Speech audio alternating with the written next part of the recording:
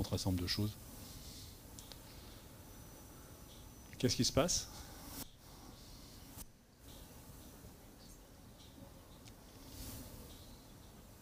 Ouais, quoi d'autre?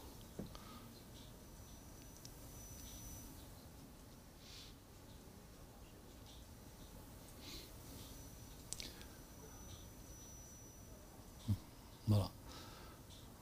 Donc ça, ces courbes-là, à la fois évidemment de débit et de volume, sont typiques de fuite. Et ça, c'est pas compliqué. Vous regardez les mesures de fuite et vous voyez qu'on a 45% de fuite. Donc Catherine, tu peux expliquer le principe? Donc, en fait, ceci trouve votre inspiration. Hein. Quand le débit est positif, ça signifie que le gaz va vers votre patient. Donc c'est votre inspiration. Ceci trouve votre inspiration puisque le volume, le débit est positif. Quand le débit est négatif, passe sous le zéro, cela veut dire que c'est l'expiration. Donc d'ici, ici, jusqu'ici, c'est votre inspiration. Donc ça, c'est le volume qui est poussé durant l'inspiration. Ceci est votre expiration, d'ici à ici, tout ce qui est négatif. Et vous voyez, en fait, de l'inspiration, le début de l'expiration jusqu'à la fin de l'expiration, c'est seulement ce volume courant. Donc la différence que vous avez là, eh bien, c'est la fuite. Et vous voyez que votre fuite, en fait, c'est quasiment 50% du volume que vous aviez poussé. Donc on le voit ici. Si je fais un temps inspiratoire un petit peu plus long, on va le voir ailleurs. Vous voyez, le débit ne revient jamais à zéro. Il reste en fait en hauteur. Et pourquoi il reste là? Eh bien, vous imaginez que vous avez un ballon. Vous avez gonflé votre ballon, en fait, jusqu'à la pression que vous avez réglée. Et puis, il va y avoir une toute petite pause et après, il va aller à l'expiration. Si maintenant je gonfle mon ballon mais que j'ai un trou dans mon ballon, eh bien, si j'arrête de gonfler, de compenser pour le trou, la fuite que j'ai dans le petit trou, la pression va baisser. Et comme le respirateur, il veut maintenir la pression, c'est pour ça qu'il vous garde toujours un débit à ce niveau-là. Voilà. Et vous voyez, il y a aussi une compensation durant la PEP, ici, parce que ma fuite est très élevée, donc il y a aussi une compensation à ce niveau-là. Voilà. La fuite, et ça veut dire que vous avez des fuites ici. Donc là, c'est là le problème que vous avez quand vous êtes en VS plus aide inspiratoire. Parce que si j'avais réglé, par exemple, un cyclage à 5%, ça voudrait dire que mon débit commence à 100%, il descend, il descend, il descend, et quand j'arrête à 5% du débit, à ce moment-là, il va à l'expiration. Mais comme j'ai ma fuite, il ne va jamais descendre à 5%. En fait, et c'est pour ça qu'on ne l'utilise pas quand on a des débits, enfin on a des fuites qui sont importantes. Ce qui va se passer à ce moment-là, si vous êtes en VS avec une aide, vous avez un temps inspiratoire aussi maximum, et quand il va atteindre le temps inspiratoire maximum, il va passer à l'expiration. Tu veux faire de la VS aide avec l'effort du patient qui se modifie et de votre temps inspiratoire? Ouais. Donc on va juste finir par l'aide inspiratoire hein, pour que vous voyez pour que vous vous rappelez, hein, c'est cyclé sur le débit. Donc un pourcentage qui sera le plus proche de zéro de la vitesse maximale, on demande au respirateur d'arrêter le cycle. Comme on l'a vu, hein, il faut faire attention aux fuites hein, parce qu'il faut que ce pourcentage d'arrêt soit que le niveau de fuite soit pas trop important. Et l'intérêt de la chose, hein, c'est que vous allez donc faire un réglage temps inspiratoire sur une variable qui n'est pas une constante, mais qui va dépendre de la vitesse maximale, qui va varier donc, en fonction de la compliance. Et donc on va voir. Les triggers, les loupés des triggers. Tu en es passé en aide? Ouais, je te montre des loupés triggers. Les triggers qui ne sont pas détectés. Qu'est-ce qu'il y a? Les triggers qui ne sont pas détectés. Bah oui, parce que tu as ta sensibilité qui n'est pas bien réglée, Catherine. Je te le mets exprès. Élément aussi important, c'est le réglage du trigger. Sur ce respirateur, donc c'est un trigger qui est en débit. Donc, c'est-à-dire que le bébé va inspirer, va prélever un débit. Si ce débit est supérieur au seuil que vous avez fixé, le malade va assister. La tendance, bien entendu, c'est de demander au patient de faire le moins d'efforts pour recevoir le cycle, donc de régler le trigger finalement avec la plus grande sensibilité, donc le plus bas possible. Sauf que, il faut faire attention à un certain nombre de choses. Il peut se produire des phénomènes dits d'auto-trigger. Si vous avez un trigger un trigger en débit qui est à 0,2, donc qui est le réglage le plus bas possible, si vous avez par exemple de l'eau dans les circuits, vous savez, vous aurez des petites spicules, petites fluctuations, et ça pourra éventuellement auto-déclencher le respirateur. Donc ça, il faut faire attention à ça. Mais ceci dit, normalement, quand vous avez de l'eau dans le circuit, il faut la vider. Voilà. Donc, voilà. Donc l'idée, quand même, c'est de régler la sensibilité du trigger la plus basse possible en faisant attention à ces éléments-là. Juste un mistrigger.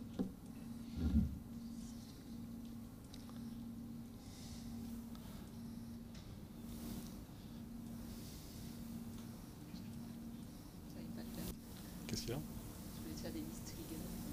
Ouais.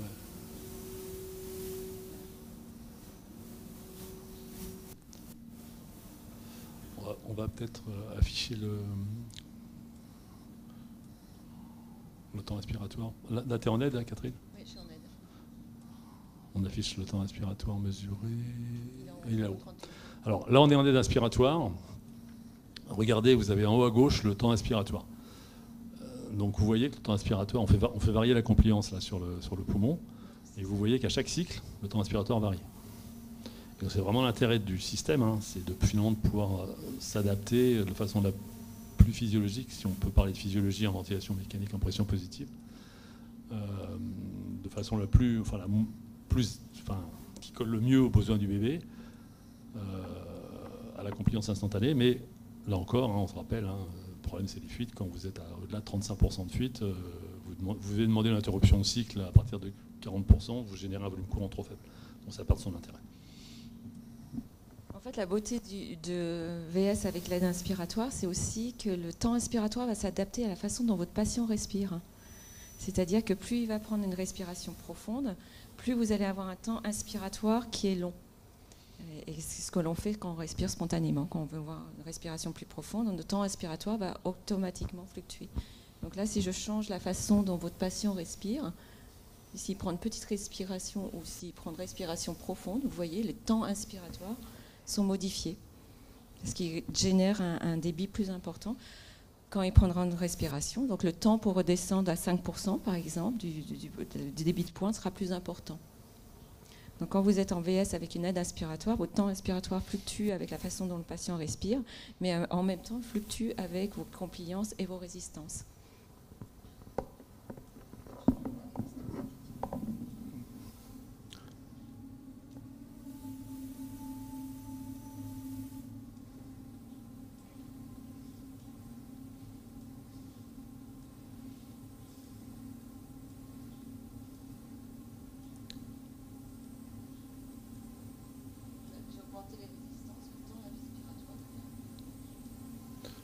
Avec le temps respiratoire propre a tendance à s'allonger, c'est normal parce que la constante de temps s'allonge.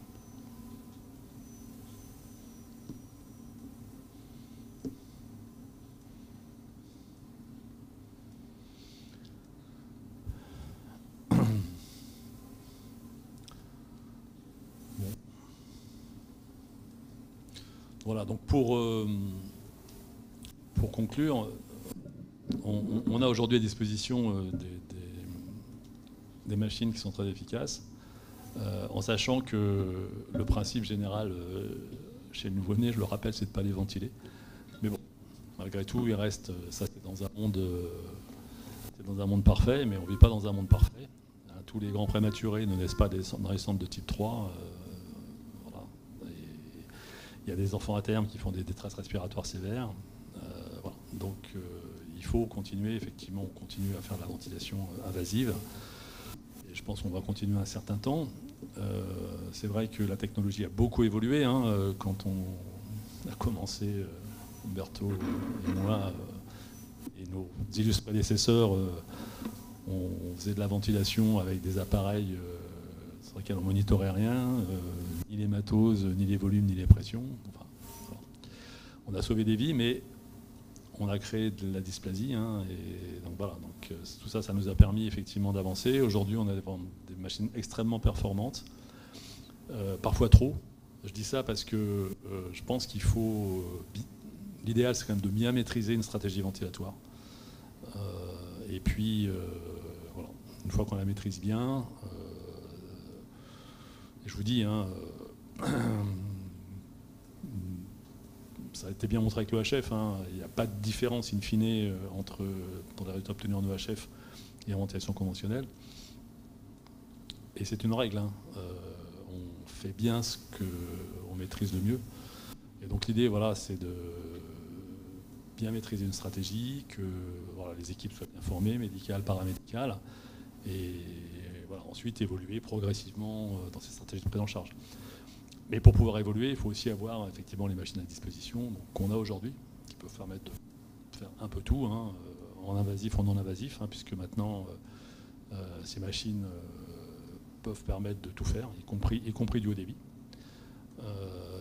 Donc c'est très intéressant, même si effectivement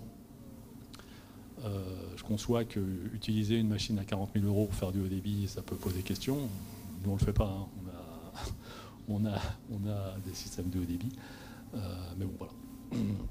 Donc moi je vais vous laisser. Il y a le professeur Simeoni qui est là, de Lausanne, qui va vous faire deux topos, un sur l'anémie, c'est ça, et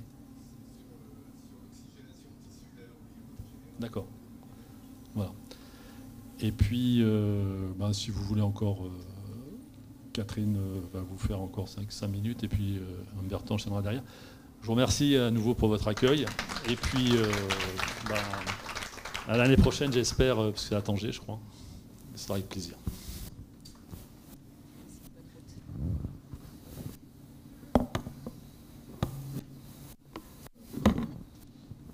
Est-ce qu'il y a des choses que vous vouliez voir éventuellement sur respirateur, sur les modes, les réglages, comment ils fonctionnent, comment identifier les respirations sur le respirateur? Vous aviez des questions? Non? Okay. Je pense donc les choses qui sont relativement importantes, c'est de regarder vos temps expiratoires, garder un œil sur les volumes courants qui sont délivrés aux patients, régler en fait, soyez vigilants puisque oui, avec vos changements de compliance et de résistance, vous pouvez avoir des volumes courants qui changent beaucoup et qui peuvent être trop importants à certains points. Quand vos compliances changent, peut-être qu'il faut changer les temps inspiratoires aussi à ce moment-là, revoir vos courbes ventilatoires. Votre courbe ventilatoire en fait, de débit la plus importante pour vous, parce que le respirateur ne contrôle pas du tout le débit. Le débit reflète vraiment ce que vous avez au niveau pulmonaire, en fait, alors que votre respirateur va contrôler tout ce qui est pression. Donc la courbe de pression ne vous donne pas d'informations. Et c'est vraiment la courbe en fait, de débit qui va vous donner toutes les informations par rapport à cela. Donc gardez un œil pour voir, en fait, vous voyez votre courbe de débit, si vous avez un problème de résistance qui change, si vous avez une compliance qui change, votre courbe ventilatoire va changer. Donc vous faites juste que votre temps inspiratoire revienne sur zéro, en fait, votre débit revienne sur zéro. Et ce qui veut dire que vous avez donné le maximum de volume courant pour la pression que vous avez réglée. Si je augmente mon temps inspiratoire, que le débit revient à zéro, bien, comme il n'y a pas de gaz qui va au patient, cela signifie que vous n'ajoutez pas de volume courant et vous n'avez aucun bénéfice d'avoir un long temps inspiratoire et vous risquez d'avoir un patient en fait, qui va expirer avant que la machine ne passe en expiration. Maintenant, si votre temps inspiratoire est trop court et le débit ne revient pas à zéro, ben vous avez exposé votre patient à une certaine pression, mais en fait, vous n'avez pas attendu que cette pression augmente dans votre poumon. Vous n'avez pas assez donné de temps en fait pour que la pression augmente. Vous avez besoin d'un peu de temps. C'est comme un ballon en fait. Si vous mettez 15 de pression, vous soufflez 15 de pression, mais il va falloir un petit peu de temps pour arriver à 15 de pression dans votre ballon. C'est exactement la même chose en fait dans votre poumon. Donc évidemment, il va falloir plus de temps pour atteindre les 15 si je souffle dans un ballon avec un petit tuyau. Si mes résistances sont augmentées, j'aurai besoin de plus de temps. Maintenant, si j'ai un poumon qui est pas compliant, comme un tout petit ballon par exemple, eh bien, je vais attendre les 15 de pression plus rapidement. Donc c'est pour ça que quand vous avez en fait un poumon qui est peu compliant, déjà on va aller sur des courants qui sont peut-être plus bas, parce que j'ai un petit poumon, donc je ne vais pas essayer de mettre un volume courant qui est plus important, puisque je risque de l'endommager. Et puis j'aurai besoin d'un temps moindre. En fait. Et tout ça, vous le verrez sur la courbe. c'est assez important pour vous. Garder un œil, alors bien sûr on garde un œil sur le patient, mais aussi de garder un œil sur la courbe ventilatoire. À combien vous pouvez monter de fréquence si vous avez un CO2 ? Vous regardez sur expiratoire à ce moment-là, et vous devez vous assurer que votre patient a le temps d'expirer, puisque si vous gardez un volume courant à chaque fois dedans, c'est comme si vous faisiez ça, et à la fin, vous ne pouvez plus pousser de volume courant, vous avez augmenté les pressions, vous pouvez avoir un impact sur la fonction cardiaque aussi de votre patient, et donc vous allez avoir le CO2 qui va augmenter à ce moment-là, et votre compliance va baisser en fait. Vos volumes courants vont baisser, vous allez avoir le CO2 qui augmente, vous allez avoir votre CO2 qui augmente à ce moment-là, et donc il faut régler votre respirateur pour laisser plus de temps à l'expiration pour votre patient quand on est en ventilation. Donc c'est des petites choses comme ça qui, juste en regardant un petit peu, peuvent vous aider en fait, vous guider un petit peu, parce que si vous voyez par exemple une désaturation chez votre patient, vous regardez votre patient, vous regardez s'il n'y a pas de sécrétion, mais en regardant les courbes ventilatoires, eh bien, vous pouvez dire mais ici c'est plus un problème par exemple de résistance. Alors peut-être que ma sonde d'intubation a glissé un petit peu, que je suis sur la carène maintenant, ce genre de choses, quoi. Ça va vous guider. Okay, ça va vous donner ce type d'informations. Voilà. Juste un petit peu, quelques petits trucs en fait pour augmenter. Est-ce que vous voulez voir après les modes? Est-ce que vous avez des questions? Si vous avez des questions, de toute façon, moi je suis là. Et puis vous pouvez me poser les questions que vous souhaitez. Alors, je ne sais pas si vous avez aucune des questions. Sinon, je vais laisser ma place interlocuteur. Merci beaucoup en tout cas pour votre présence.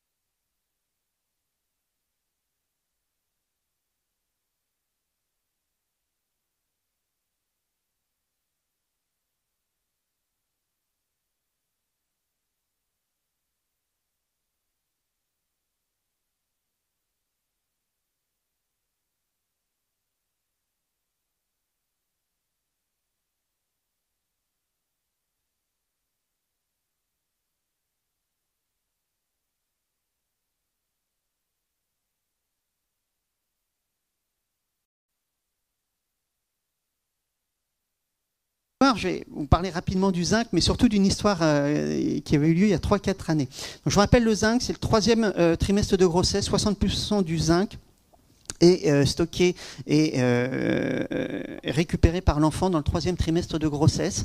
Et le nouveau-né a une balance du zinc négative. Donc l'alimentation artificielle le compense, l'alimentation maternelle le compense très très mal. Et donc ils ont un taux de zinc qui est naturellement bas par rapport à celui de l'adulte. Nous, ce qu'on va voir surtout, ce sont les pseudo-acrodermatites, non pas atopiques, mais entéropathiques, je suis désolé. Chez l'enfant, allaité de façon exclusive, c'est-à-dire que la maman va donner son lait pendant des mois. Elle ne sait pas qu'elle est porteuse d'une mutation hétérozygote qui modifie le transfert du zinc dans le lait maternel. Et le lait, en fait, se carence naturellement au fil du temps. Et quand vous recherchez, nous par curiosité, ce qu'on faisait quand j'étais à Necker, on commençait à dater, on dosait le zinc dans le lait maternel. La maman a un taux de zinc normal, l'enfant a un taux de zinc effondré. C'est le lait maternel qui n'apporte plus ce zinc. Mais en période périnatale, notamment chez des prémas, surtout s'ils ont des comorbidités, s'ils ont un hypercatabolisme lié à une infection, il leur faut des apports de zinc supplémentaires. On sait que donc la prématurité, les garçons potelés, ça c'est du grand classique, parce qu'ils ont besoin de plus de zinc. Donc on va voir des lésions bifocales, on va tout de suite aller sur les photos. Des lésions bifocales, au niveau, classiquement, c'est cette éruption faciale et génitale et du siège. Et cet enfant, j'aime beaucoup cette photo parce que c'était, on m'a appelé en urgence, l'enfant d'école de partout, c'était une catastrophe.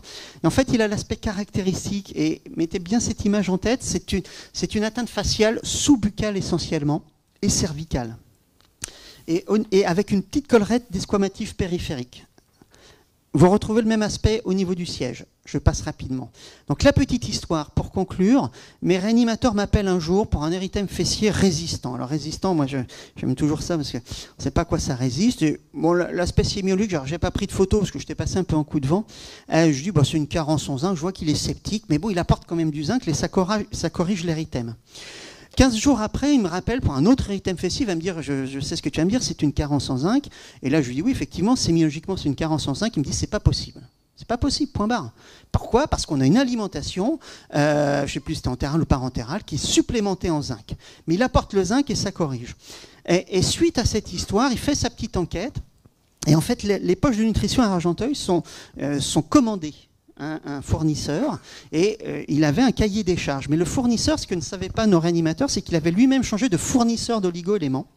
Et dans ces oligo-éléments, il n'y avait plus de zinc. Et donc, je trouve que cette histoire est intéressante pour montrer cette collaboration entre dermatologues et réanimateurs. Vous voyez, grâce aux dermatologues, on a réussi à corriger un défaut de nutrition. Je vous remercie. Merci beaucoup, merci d'avoir tenu le temps. Et ça rejoint encore ce que je disais tout à l'heure en commentaire.